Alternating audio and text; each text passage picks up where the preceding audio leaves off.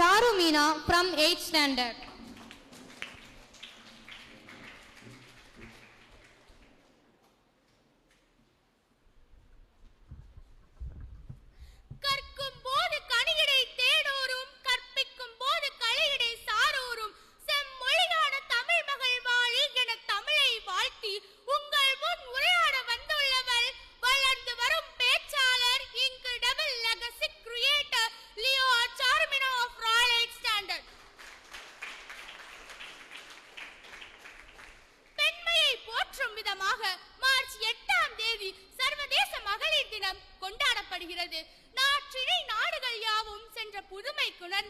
இங்கே இந்த வரிகளுக்கேற்ப பெண் பல நாடுகளுக்கு சென்று தன் திறமையை வெளிப்படுத்தி தன் நாட்டை முன்னேற்ற வேண்டும் என்கிறார் மகாகவி பாரதியார். பெண்கள் இந்த சமூகத்தின் பல வடிவங்களால் இந்த சமூகத்தினர்களால் வஞ்சிக்கப்பட்டு பல இன்னல்களை சகித்துக் கொண்டு வாழும் நிலையானது காணப்பட்டது.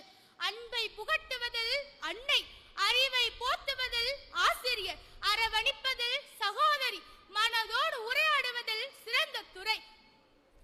விழி எதிர் தோன்றும் தெய்வன் நீ பெண்ணே, உணவளிப்பதில் அன்னை பூரணி, அரவணிப்பதில் அன்னை தெரசா,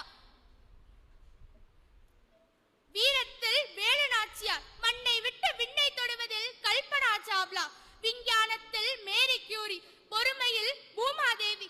இப்படி வீரமாய், பக்தியாய், சாதனையாய், சரித்திரமாய், ஆண்டாண்டு காலமாய் வெற்றி பெறுவது பெண்மை.